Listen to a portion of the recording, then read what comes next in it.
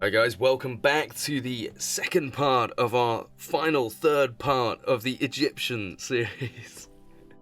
So yeah, this is the Egyptian series part 3, part 2. I don't know how I'm going to phrase this. But we're carrying on anyway with the pictures from this book that we were seeing in the last episode. If you haven't seen the last episode, you'll want to go and do that because this is kicking off literally right where we left off. I haven't moved from this spot.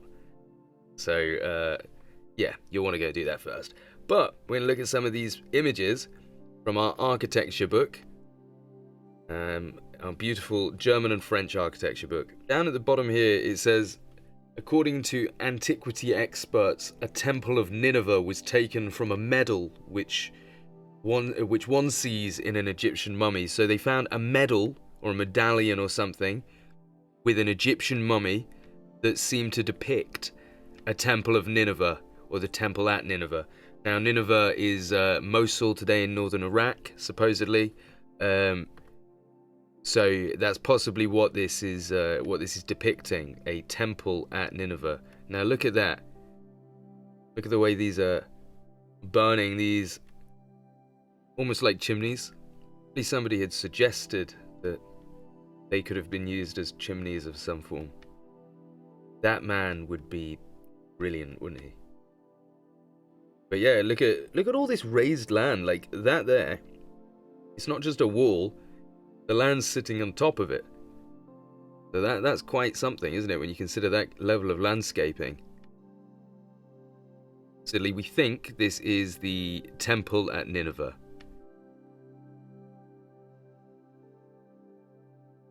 Look at that, that's brilliant. So what do you guys think to that? I think the building design here actually looks very Renaissance French. I believe you if you said this was in the middle of Paris, right here. So possibly a nod there to some true origins. Now you can see these spires or obelisks decorating around the edges here. These beautiful entrances the way around. And that, look at, and the waters flow around. I feel like I've seen this place before. But yeah. Anyway, so this is very interesting. Now this is supposedly Lake Moeris or Moeris, however you pronounce that. It's southwest of Cairo. And this down here says that these two pyramids are where the king, the Egyptian king Moeris, and his wife are buried. Now these things don't exist anymore.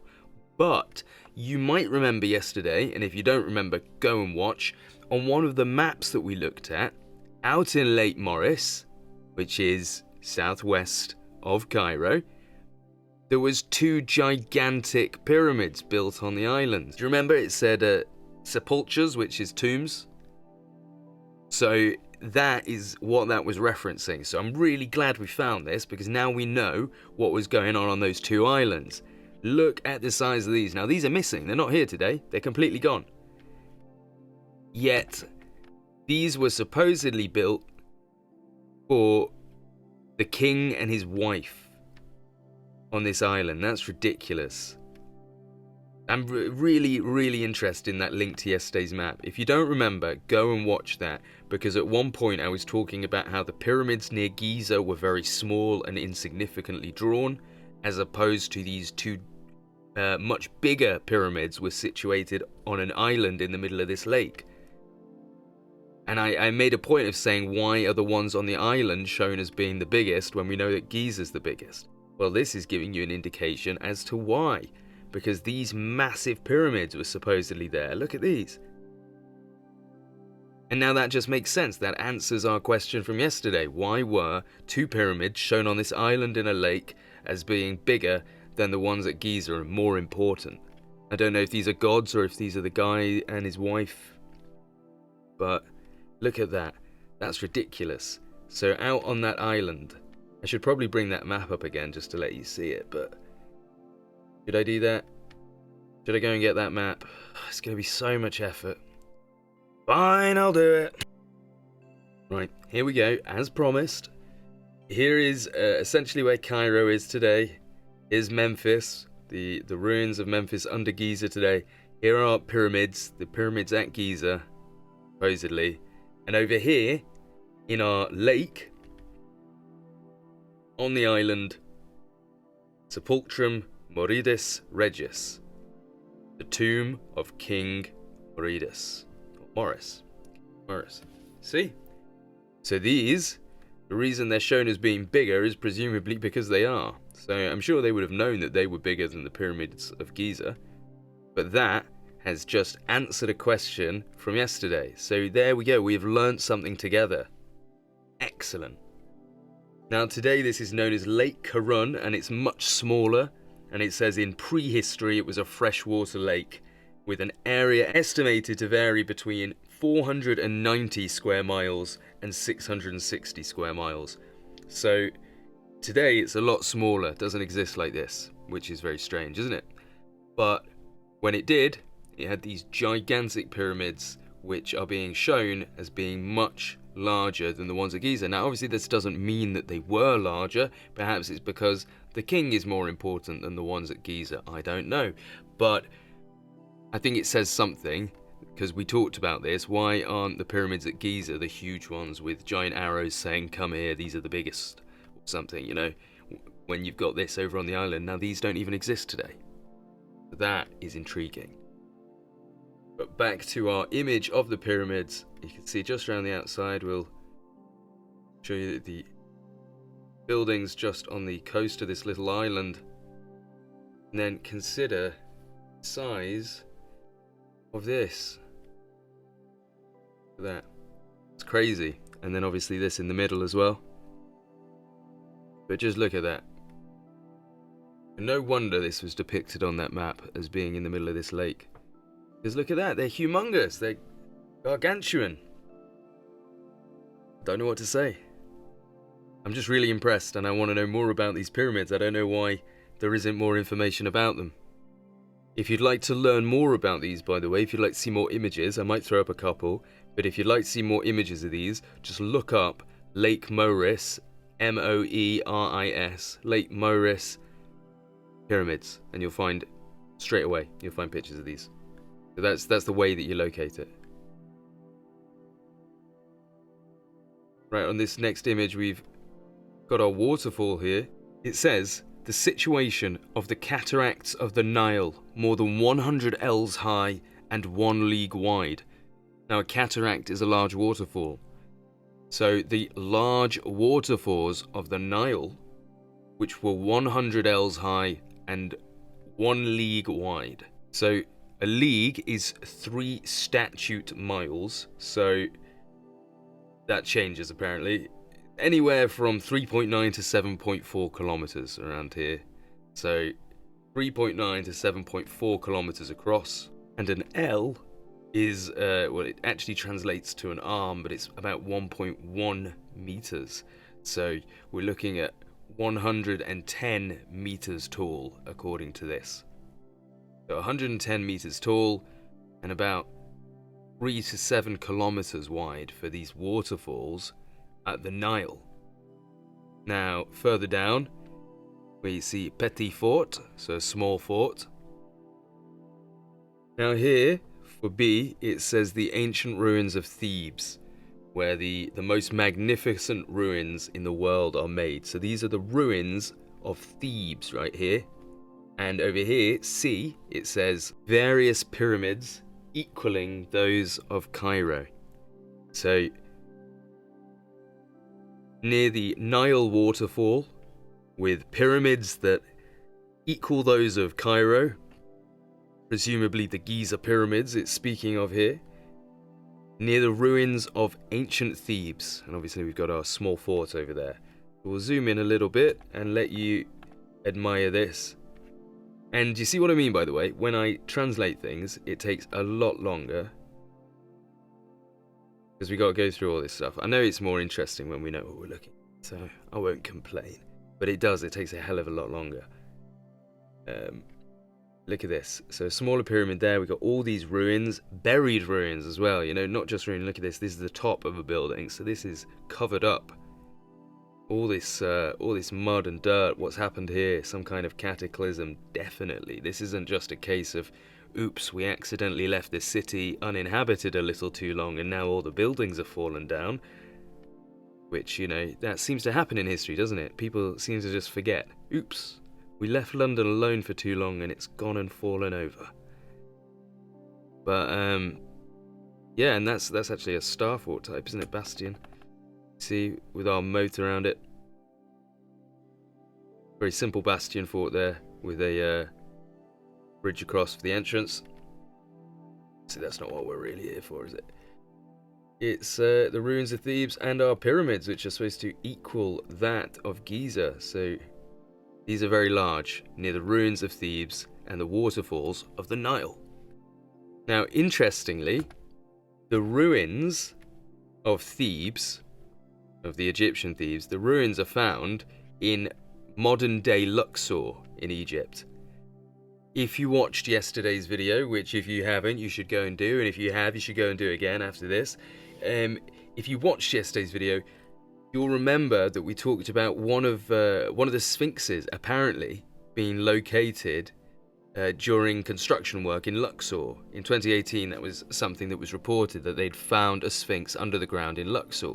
Now, these here, we know Luxor is right on the Nile, Thebes is right on the Nile. These apparently match the pyramids of Giza, or equal to the pyramids of Giza or the pyramids of Cairo. And if we go to our images, if we get down here to our images, where we have our sphinxes, these look very similar, don't they? There's obviously, we can't see the Nile or a waterfall, but very similar to these pyramids. And these are supposedly now in Luxor. Well, these ruins are in Luxor.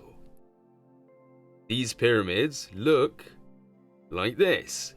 And a sphinx was apparently also found under the ground during construction work in Luxor. Is it possible then, what we're looking at here is actually Luxor? That's a possibility to look at. Is that some of the influences, in particular of this image, they might be based on the pyramids of Luxor rather than the pyramids of Giza, in which case the dimensions we were talking about might actually match. There could have been a 624 foot tall pyramid in Luxor, right next to the ruins of Thebes. So what do you think to that possibility? I think that seems quite viable as an answer to how some of this mystery has come about. So this one says one of the most magnificent pyramids, or one of the most magnificent Egyptian pyramids, whose ruins are found near the famous city of Thebes. So this magnificent pyramid and others here are found near the ruins of Thebes. So that last place we just saw, this is apparently located right near it. And it's one of the most magnificent. So that's incredible, isn't it? When you think about that, that's not something I've seen in Egypt today. And I'll have a quick look if I can find it, but I don't think I will. Right, I only did a quick search, and no, couldn't really find anything about Thebes pyramids, particularly not one with such an intricate design. We'll zoom in on this. So these are smaller ones. I did in fact find a tiny one with a little door on it. Very small, when I say tiny, bigger than a person, but it looked like a 1 or 2 person meditation chamber with a door on the front. I'll maybe post an image if I can find that again on my phone, because that's where I edit these videos. But look at all this. This is incredible. It's literally a mixture between a pyramid and Pantheon style structures, with all these arcades and archways going in, and on top our little structure as well, temple type mound at the top. So presumably this thing is completely traversable indoors, unless people are expected to climb up the outdoors to get to here. I mean, it could just be 1 or 2 layers and then another layer up here, because we can't see inside. But it's very possible there are in fact more chambers and stairs and passages going all the way through this thing, which is crazy. Look at that. So that's one of the most magnificent Egyptian pyramids, found near the ruins of the famous city of Thebes. Now that's just ridiculous. Notice how we haven't actually seen the pyramids of Giza yet. Hopefully they will come up in this book. So our next image says the pyramids of the tomb of Sotus of Egypt, found in the ruins of Heliopolis and taken from history. Now, that's interesting because to the Greeks, it's spelled as Sotus, it's Sopdet. In the ancient Egyptian, it's the name of the star Sirius and its personification as an Egyptian goddess. So this is supposedly the tomb of Sopdet, the pyramids of the tomb of Sopdet, who is the personification of the star Sirius as the Greek goddess. And it continues to say that known to the Greeks as Sotis, she was conflated with Isis as a goddess and Anubis as a god. So this is at Heliopolis. Okay? We saw Heliopolis on one of our maps. In fact, I'll quickly bring it up.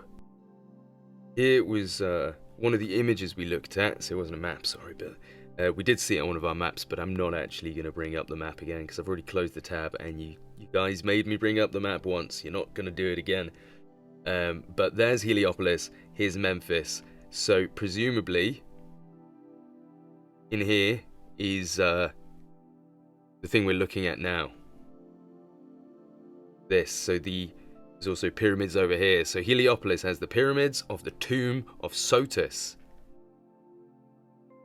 who is supposedly the Egyptian goddess Sopdet, the personification of the star Sirius. Look at this. That's absolutely insane. And this here. And over here, we have one of our buried heads, which are supposed to be part of sphinxes, aren't they? But once again, we're seeing just a head. And is anyone else thinking that doesn't look particularly pharaonic, as they call it? These are the tombs at Heliopolis, as we've just seen here on our image. The tombs of Sopdet, or Sotis, the goddess, apparently. Might be getting it confused with a different one. But we have our pyramids here, and one of our heads. So, are these really sphinxes? But it doesn't look very Egyptian, does it? Look at that. Right, so this one first, we can bring up the fact we've got a head here, buried into the ground. And on this one, we can also see we have our head here, buried into the ground. And on the other image we looked at earlier in the book, it said that this was the rest of the colossal sphinx. The black and white version of this image we saw that was in reverse, it said that this was the remainder of the colossal sphinx.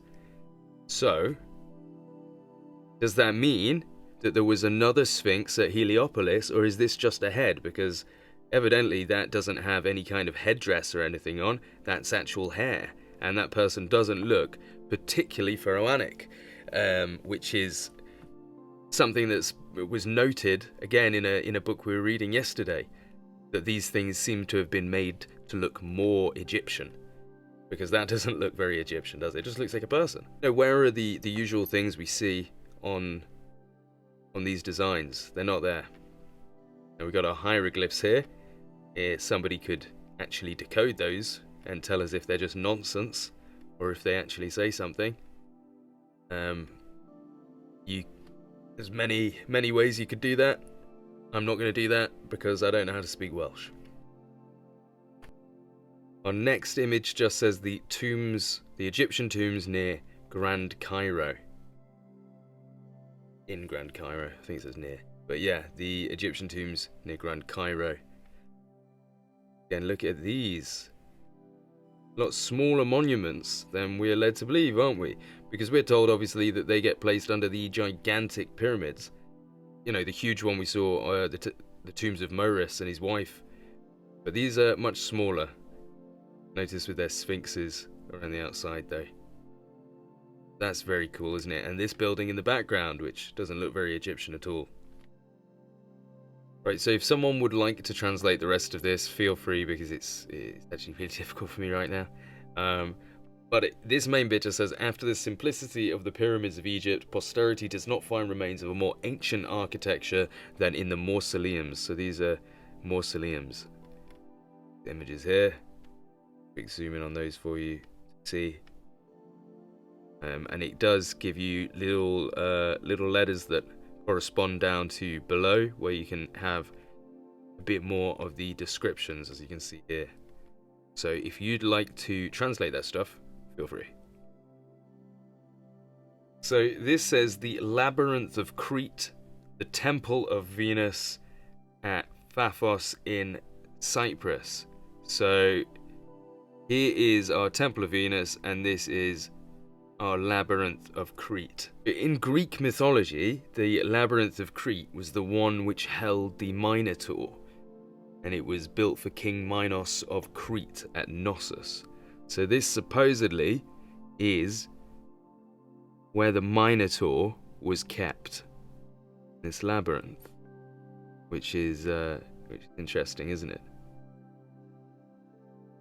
And now this, the Temple of Venus at Paphos on Cyprus, I believe today is called the Sanctuary of Aphrodite Paphia, which was a sanctuary in ancient Paphos on Cyprus dedicated to the goddess Aphrodite.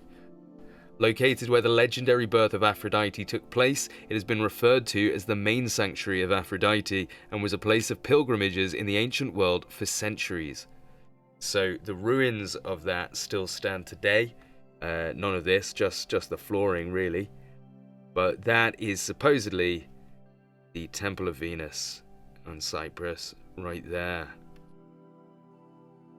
Anyway, guys, unfortunately, I know I promised we were going to do this. We're going to have to make a part 3 to our part 3 and finish this off, because we've just finished there.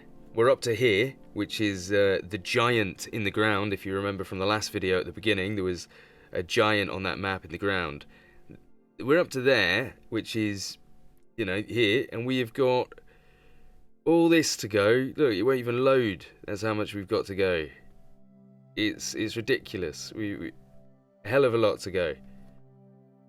So, with that in mind, I think we could end this video there, and we'll pick it up again tomorrow. Should we just see the giant first? I'm sure you want to see the giant, don't you?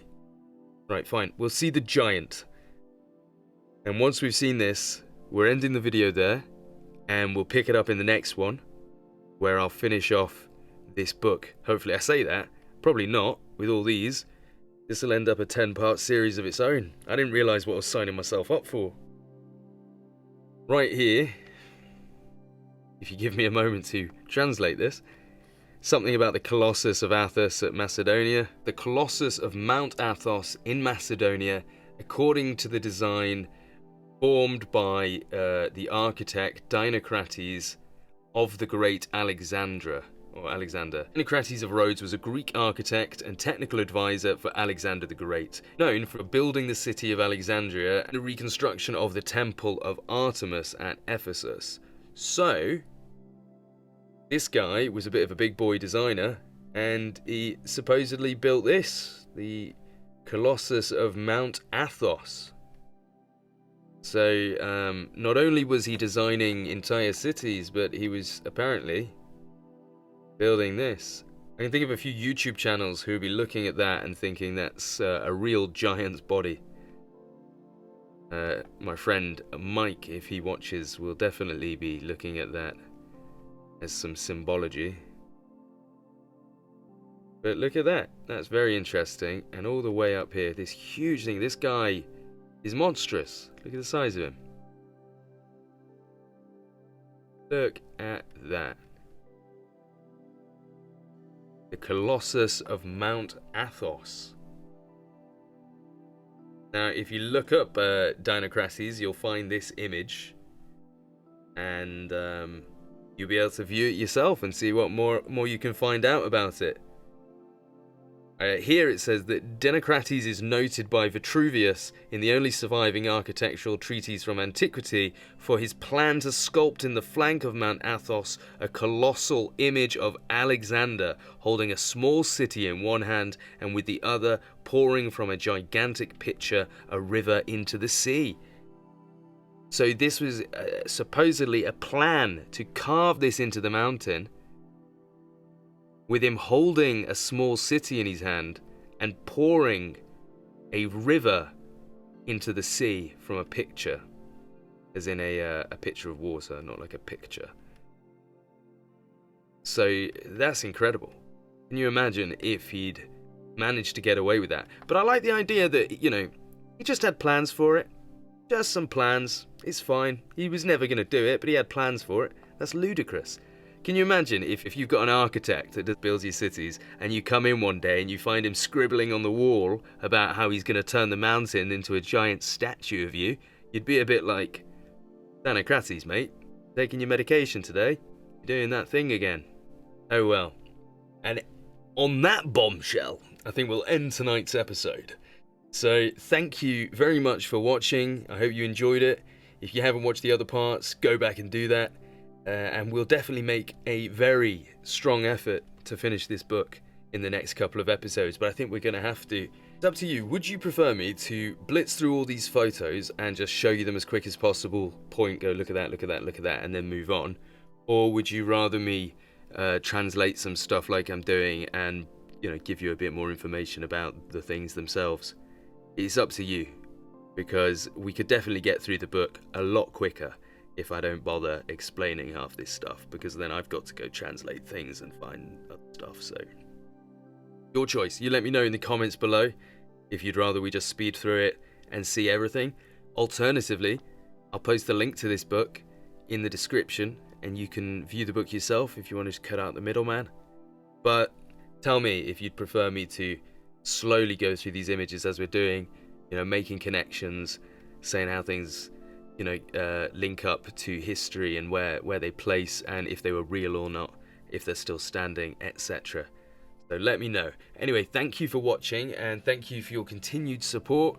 If you don't support the channel, you can do. There's multiple ways. There's channel memberships. There's Patreon. If you join either of those two, it's, you know, it's the price of a coffee every month, but you get access to the Discord server where we post books like this and we talk about stuff all day, to do with Tartaria, Egypt, everything really, everything history. Actually post anything. Tartaria, ancient Egypt, star forts, anything you can think of, we can probably, you know, find an area to talk about that. If you'd like to do that, you can do. If that's not your thing, you can buy me a coffee, or you can just follow me on Instagram or Reddit, stuff like that. Up to you. But anyway, thank you for watching. I hope you enjoyed it, and I'll catch you on the next episode of Ancient Historia.